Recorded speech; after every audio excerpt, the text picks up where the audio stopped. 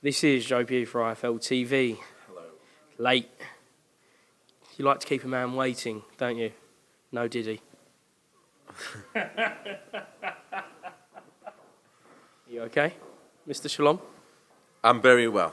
It's been a great day, a long day.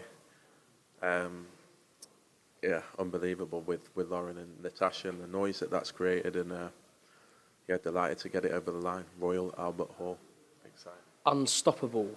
8th of March. 7th 7th of March. Friday night boxing. Returns to the Albert Hall, and I think the first time in about 5 years. Was that a box that you wanted to tick off in your promotional career? Yeah, it was 2 years of asking almost every week, and I think they needed something unique, something special. They didn't really want to do your typical boxing. You look at the events that go in the Royal Albert Hall, they're pretty special. And so we had to come up with something. They saw the initial women's night, the talk started, they bought into it, then International Women's Day got involved, then Sky gave us a big push behind us, and in the end we put together an event that's fitting for the Albert Hall with an unbelievable main event, 2 British fighters, the best of the best, and the card and the talent that's going to be on is special. And thank you to the Albert Hall for changing their policy to make sure that we can get boxing back in. And it's a famous venue. Some really big, famous fighters, famous fights have taken place in there, and this will be one for the history books. So, with the main event, obviously, very strange build-up. It was like they've signed to fight, and then Joe Gallagher said it's not happening. From your perspective, was it smooth running? They both signed? It was signed. I don't know, Joe's always up to Joe Gallagher tricks and things, and I saw him, because we're both from the same place. I saw him in Manchester over the Christmas. I said to him, what the fuck are you doing? And he said, there was a few bits that he wanted. But it's just Joe, and they're very competitive. This is a massive fight for him and Natasha. I've worked with them for a long time. And the fight was signed, the fight's ready to go. They're very confident, but there were certain things that they wanted changing perhaps, and it's just a huge fight. And when you get a fight like this, it's uncomfortable for me, if I'm honest, to be around both Lauren and Natasha at the same time. We've had a huge involvement in both their careers, worked extremely hard on both their careers, put everything into it, the staff, everything. And it's you against the world until they fight each other, and then it's difficult because only one winner, and they both want what the others got. So yeah, it's not comfortable, but that's when you know it's a great fight. They're not friends, they're not pretending to be, and there's just an edge to it, and all great fights have an edge. Potential show stealer that come out of nowhere, really, got announced today. I hadn't heard about it, and usually these things are hard to keep secret, was Karis Artingstall versus Raven Chapman. Where did that come from? Came from very late last night getting done. We tried for a few days, but late last night, and to be honest, Karis has been out for nearly a year. She had a personal issue, more important than boxing, that kept her not being as active and out the ring. But to come back, get your mental space right, get your physical shape right, to come back and take a fight like this, no 6-rounder, no 8-rounder, nothing. We said, look, we've got a massive night, we want you in a massive fight. Raven Chapman's a fight that's been talked about a long time. Credit to Raven for taking this off the back of the Sky Nicholson fight. It's a huge fight. If Raven's ever going to beat Karis Artingstall, she's got a chance, because Karis has been that inactive and is that early on in her career in the past year. But this is a chance for Karis Artingstall to almost leapfrog into world level, and I think she's going to put on a devastating performance. We know what she did in the amateurs. We know the Sky Nicholson history, and I think it provides a huge opportunity to put a statement on. But yeah, a great fight, another great British fight.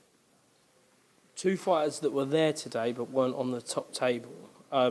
Savannah Marshall and Francesca Hennessy.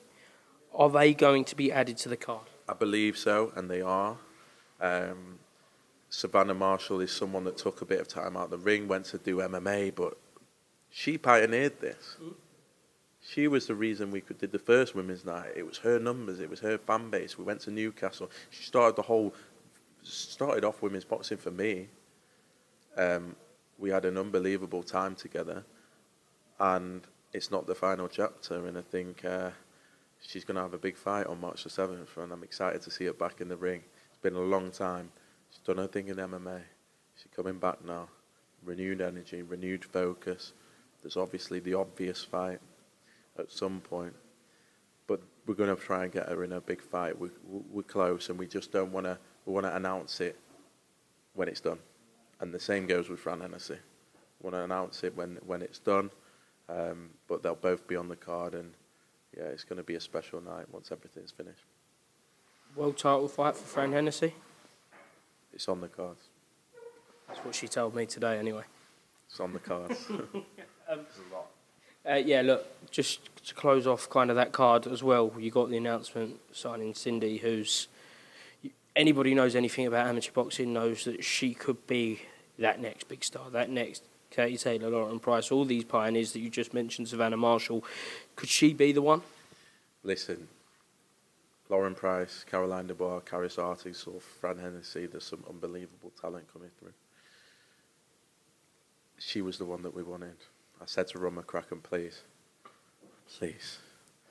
look at what we've done with Savannah Marshall, Natasha Jonas, Lauren Price, Caroline Dubois, all coming through really well. But she is special, and she's ready-made for the pros, and you don't get many. I think what Caroline Dubois is doing in the pros, in women's boxing, is unique because she's aggressive, she's ruthless, she's vicious.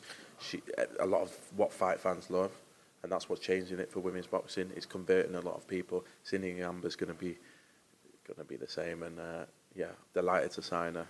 Absolutely over the moon. What she's achieved in her life already is incredible, but it sets her up for a huge, huge career, and yeah, amazing to get going on the Albert Hall. Do you believe, as a promotional outfit, you set the gold standard for female boxing? Look, I believe so, in the sense that it's something we're really passionate about. It's something we believe helps that entire sport. It helps us. There's certain sponsors that won't get involved with boxing. Sometimes they look at it and say, no, not for me. Maybe it's the tag that boxing sometimes has. But when you have nights where, like we did in the O2, and when you have stars like Savannah and Lauren, it changes the perception of of the sport. It's huge for us.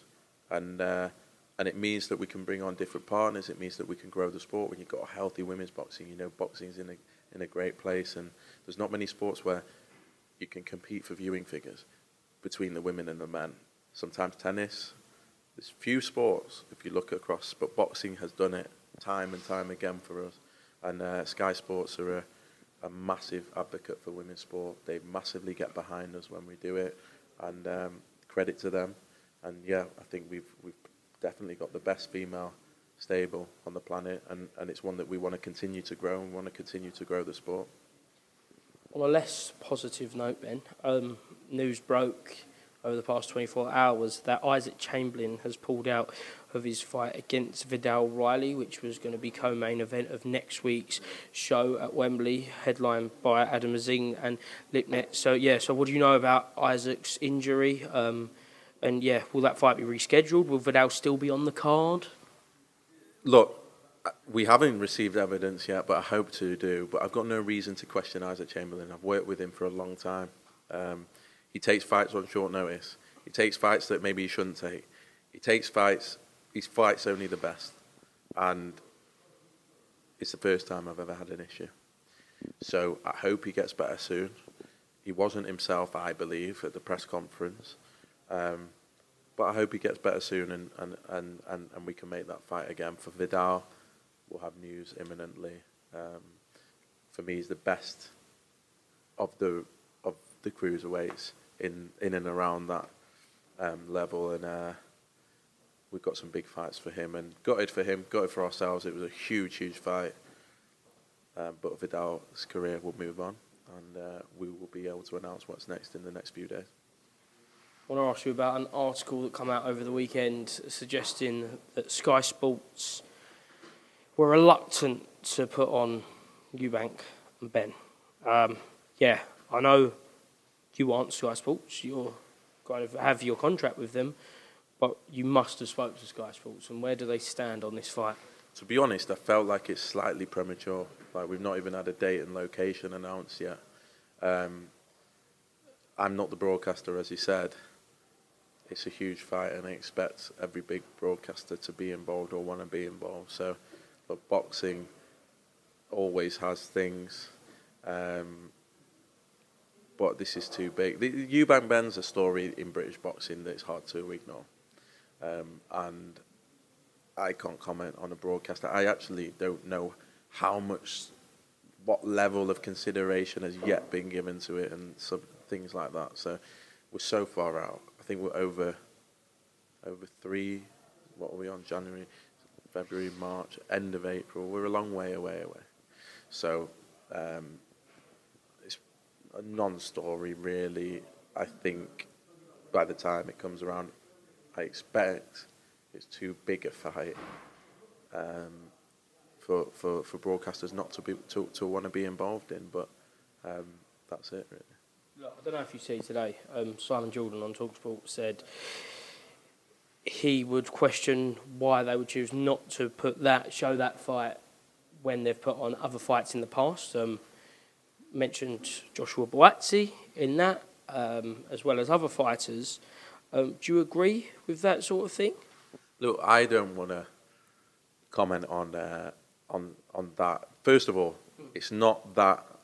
It's so early on, I don't even know how much consideration is going into it. I think it's a non-story.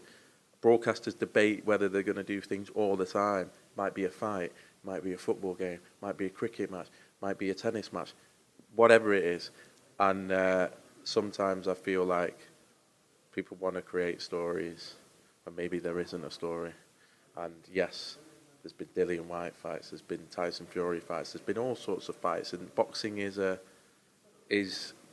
a lot of people in boxing have some level of past, but I just think it's a bit of a non-story, and I think by the time this is just such a big event that I think every broadcaster will want to be involved. Yeah, I spoke to Johnny Nelson today, who's obviously worked with Sky Sports for such a long time, and he said a fight of this magnitude, with the Sky machine in quotation marks behind it, that takes it to that next level. Do you believe that? Do you believe that with Sky on board, with all the promotion, it will get that extra, whether it be a few 100,000 buyers or a few 100,000 eyeballs? For me, Sky is the daddy, and He said that exact same thing. when they get behind an event, it's a different level. And as he said, it's too big a fight. I think I just think it's a bit of a non-story. As I say, like, a lot gets discussed and a lot gets considered, but we're so far out. As I say, we're not even announced a date and a venue right now. Have you got a little bit of a weight lifted off your shoulders now? The fight is done. Definitely. Definitely. It was twisting, it was turning, there were things that weren't being agreed, that should have been agreed. It was long, it was like a marathon, and you just want to get to the end. Thank you to everyone involved. Thank you to His Excellency. Thank you to Eddie Hearn for being... Your best friend. Being easy to work with. And thank you to the fighters, for they're the ones that have to get in the ring. They're the ones that had to agree to the terms. We did the best to get the best deal possible. It's an unbelievable deal. It's an unbelievable event. It's huge. It's something that we'll all remember for a long time. It's the biggest fight in British boxing without a doubt. The noise that it just creates is just phenomenal. And we're going to see a huge night in April. Any news on potential fights for the undercard? There is. British. This is a British event. It's not a Riyadh season event. It's the Ring event, which is separate. And I think it's going to be run like a British pay-per-view, an old school British pay-per-view. And sometimes we miss them. Is there any Matchroom versus boxer fights being discussed? I believe so. I don't want to announce before announce, but yeah, it's been good, and there's been a lot discussed, and I think people will be happy, and I think it's as I say, it's British fights. It's going to be phenomenal, but let's be honest, that main event's going to drown out absolutely everything. The noise that it's going to create is phenomenal. I don't think people really appreciate the crescendo that this fight is going to have. It's something that every street corner is going to be talking about. It's something that is going to be the talk in every pub. It's the talk of every football team. It's the talk of every WhatsApp group. This is huge. And people genuinely don't know who's going to win. And usually when you have two guys that you know and you don't know who's going to win, it creates an absolutely monster event. Never mind the names. And yeah, it's going to be the start of a ridiculous promotion. Last thing, Yeah. spoke to you at the start of last week. You was very animated, Ben, about the whole Ben Whittaker, Liam Cameron rematch situation. Is there any updates on that fight? Legal proceedings? Where are we at? It all got a bit out of hand, innit? Statements and this and that. It's just, I think we're close. I think it's in their hands now. They know all our teams on the same page. I think we've offered more than they... I don't want to say too much in the media because then obviously it all just goes bang. But I think we've made an offer probably more than they would expect. I expect it to get done. And it's the fight that we want. Of course, we're preparing for the eventuality that they don't take it. And so we have our plans. But Why do you think they're not going to take it? I don't. I think they will take it. I think they will take it. Of course, you have to just make sure you've got everything in order for whatever eventuality. But I'd say I believe it's going to happen, and hopefully we have some good news because that's another big fight. Very, very last thing, Martin-Bakole. Just while I remember. I'm so happy. I'm so happy. Oh, you know why? He's actually become a name in the US after that Jared Anderson fight. He's a monster in Africa. He's been stopped, blocked, removed, pulled out on, this, that, no matter what is done. He's now one fight away from a world title. F.A. Ajagba has taken the fight. I was convinced that when it actually got down to it, he wasn't going to take the fight because it happened so much with Martin. So much, we've been there so many times, and it's like, wow, the fight's gone. I could probably name 8 fighters. 8 fighters. Why is he so avoided? Because he's a monster, and he's going to beat everyone. He's going to beat everyone, and everyone in the sport knows it. And the promoters are going to be crying. The fighters are going to be crying because he's going to win. He's going to win a world title, and he could beat anyone. And no disrespect to F.A. Ajagba, and I don't want to say too much because it's a great fight, and who knows, anything can happen in heavyweight boxing, let's be honest. And I'm grateful that he's taken the fight. I'm extremely grateful to His Excellency, who came through on his promise. We hoped it would be earlier in the year. He said, don't worry. And because, let's be honest, the opponents to fight Martin-Bakole need to be paid more than what they would usually be able to fight Martin-Bakole. And if it wasn't for that, maybe F.A. Ajagba's not taking the fight. And that's why I'm grateful. That's why I'm smiling. And we're one fight away from disrupting the whole heavyweight division. And big bad Martin-Bakole is ready to go. And hopefully he puts on a big dominant performance. And then we can move on to world titles. Do you think we will see Martin-Bakole versus AJ in Africa? I think Anthony Joshua has the ambition to fight in Africa, and it burns deep inside him. And Martin-Bakole is the man to do it against. Me and Eddie are making fights now. I believe it can happen. Turki Al-Sheikh wants it to happen. In terms of he wants to do a big show in Africa. Martin-Bakole is the biggest African fighter there is. I believe it can happen. And fair play to Anthony Joshua, because that guy will take any fight. He's got all the money in the world, and he keeps going, and people discredit him, but he's got hundreds and hundreds of millions of pounds in the bank, and he still fights for our entertainment. And the fact that he's entertaining a fight with Joshua-Bakole in Africa is credit to him. What would happen? It'll be a great fight. Get off the fence. It'll be a great fight. Of course, you know what I believe will happen. Of course, you know that. But I believe that, again, I like Anthony Joshua has done so much for the sport, but Joshua-Bakole is the favourite against near enough any heavyweight in the world. Ben, thank you very much for speaking to IFLTV. Is there anything else you'd like to add? No, just thank you. March the 7th, Albert Hall, all-female card, pretty much sold out now. Huge event. February the 1st, Adam Azim against Sergey Lipnets. Then, hopefully, to the Midlands, and then Eubank, Ben. Enormous schedule coming up.